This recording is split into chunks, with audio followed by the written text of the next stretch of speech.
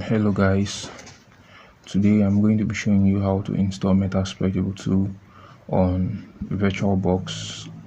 So for you to do this installation, you need to have Virtualbox downloaded and installed on your system. Then you also need to have the VMDK file of metasploitable2. So normally when you download metasploitable2, it comes as a zip file. You have to unzip it, then you're going to see the actual metasploitable2 file. So if you don't have both softwares, I mean the VirtualBox and the metasploitable2, you have to go over to your browser to download VirtualBox. Type VirtualBox download, click on the first link.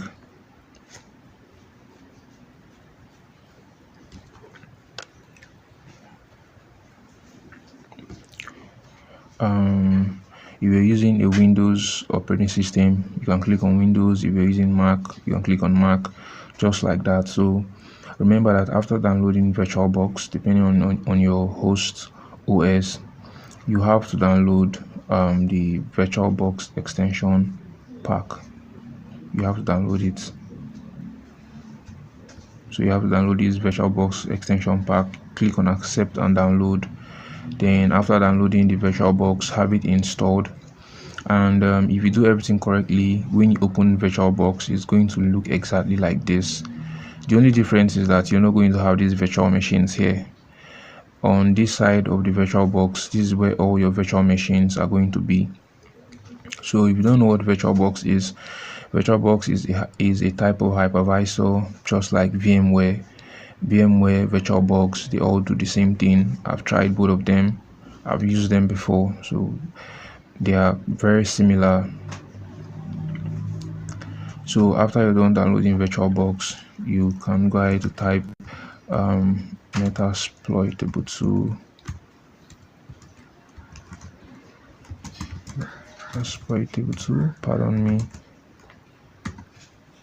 Metasploitable2.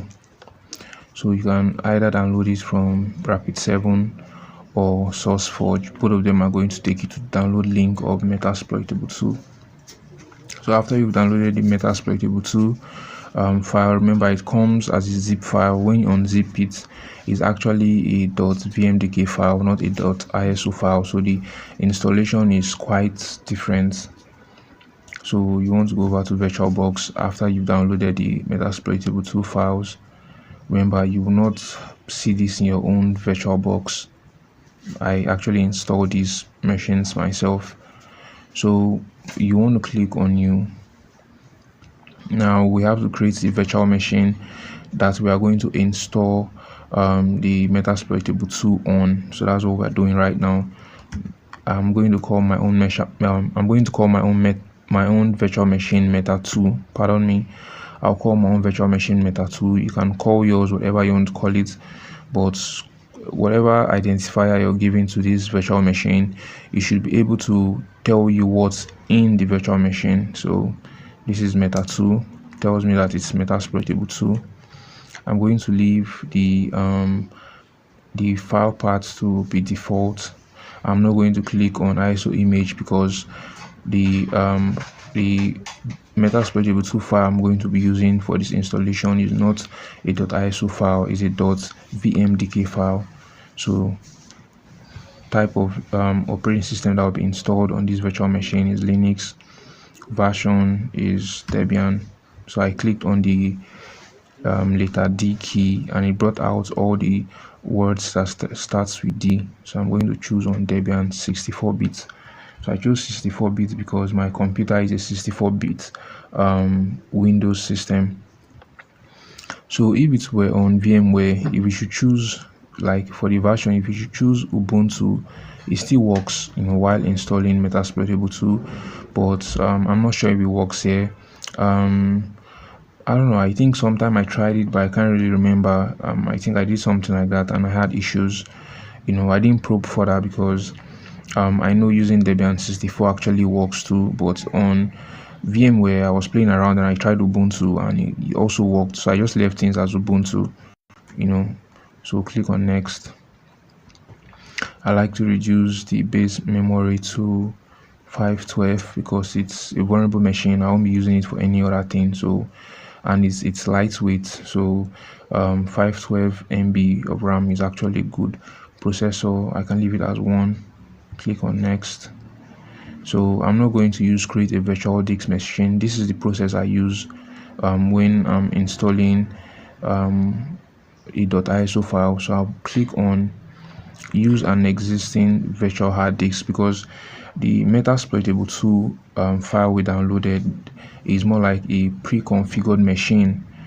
We don't have to go like through like the conventional installation process to have the metasploitable2 machine running. It's more like it's already pre-configured, that sort of thing. So click on use an existing virtual hard disk. So it's more like, okay, picture it like this. Now normally if it was a .iso file, when you create a virtual machine, is like okay, for instance, now in the factories where our physical laptops were made, after the hardware was coupled together, like all the components, the hardware components were put together, the first thing that was installed on the hard disk, which is part of the hardware components that were put together, is going to be an operating system. In my own case it was Windows.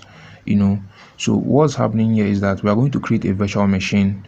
We've already coupled all the components it needs, like the RAM, the hard disk, and all of that. So now using an existing virtual hard disk is more like we are going to rip off our hard disk, and we're going to put a hard disk that already has an operating system, which is metasploitable2 in it. I don't know if you understand me, but let's just go on. So you click on next. This is a summary of hardware resources and where machine is saved and all of that. You click on finish. So meta2 has been created. This is the virtual machine. All these are actually machines, virtual machines. This is the virtual machine. So we have to click on storage. Don't click on controller IDE empty, no, click on controller SATA. You want to click on this icon here, then click on this, then you want to click on choose / create a virtual hard disk. So we're not creating, we are choosing. So we're going to click on add. You go to the location where the .vmdk file for the metasploitable2 is saved. Mine is here.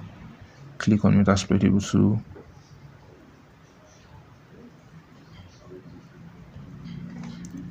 Okay, so I think I missed a step.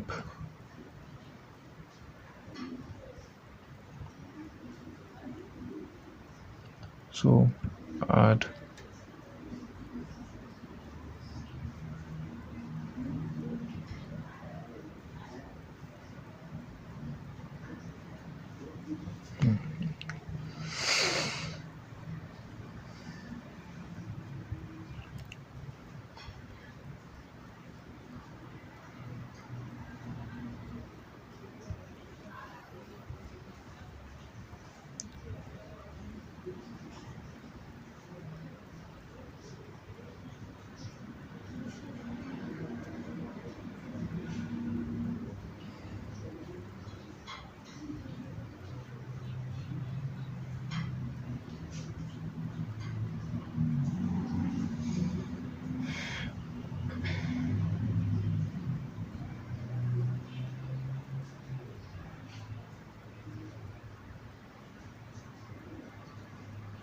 So I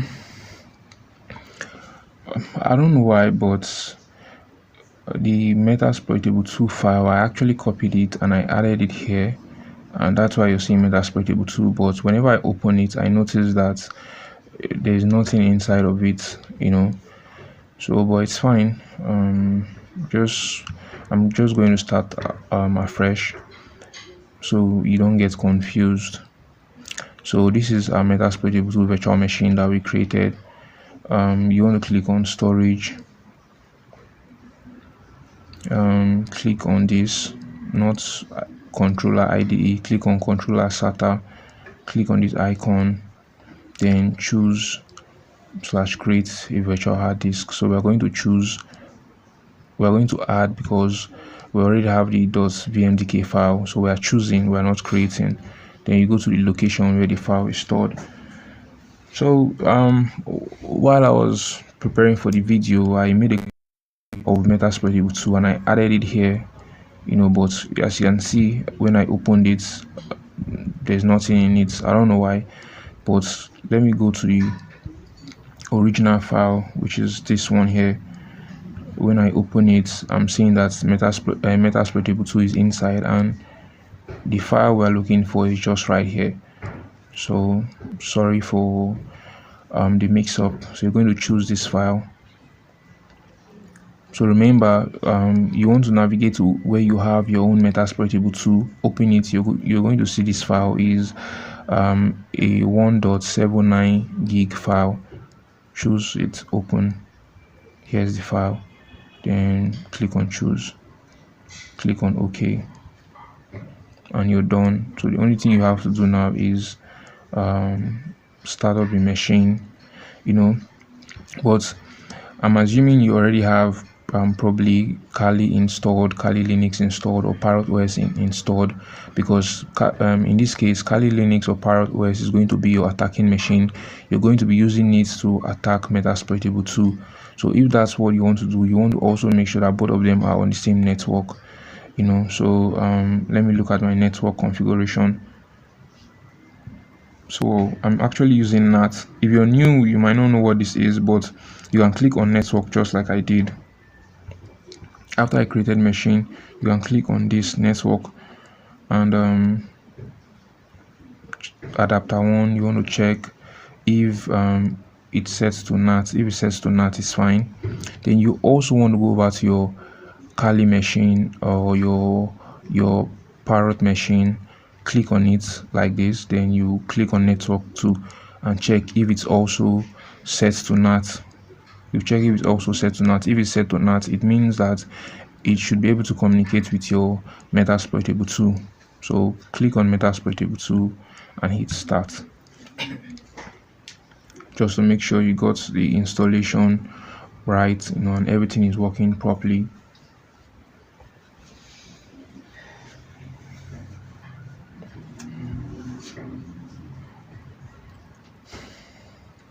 So as you can see, it says powering VM. So you just give it some time, it's going to power up, and you have Meta2 running.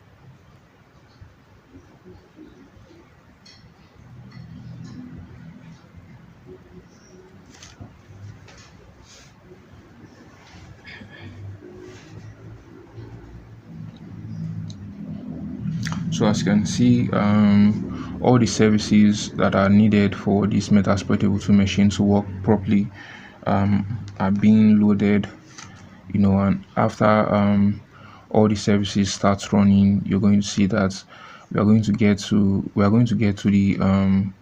the login line, like the part of the interface where you have to log in your username and password. So remember that for metasploitable2, your username and password are the same. By default, metasploitable2 username is msf admin, together, no spaces, no commas or dots, just msf admin, all in lowercase. Everything should be together. Your password is still the same as msf admin. Okay, so you're going to notice that everything is good. So now it says, first of all, you notice that your cursor doesn't work inside the metasploitable2 area, but outside it, as you can see, it works here. So I'm going to type msf admin as my username.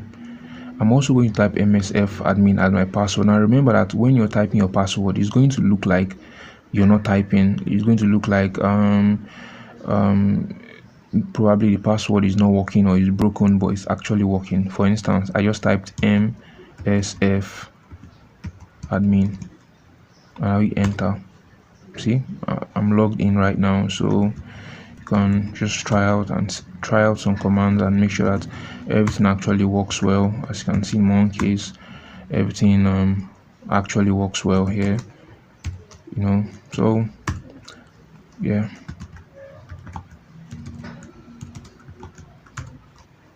So what you want to do now is to power off the machine. You're going to do sudo power off, hit enter to ask for a password, still msf admin. Now it's stopping all the services it had loaded earlier, so the machine can actually go off properly. So this is how you turn off your metasploitable2. This is one way you turn off your metasploitable2 machine. So I'm going to get out of full screen mode.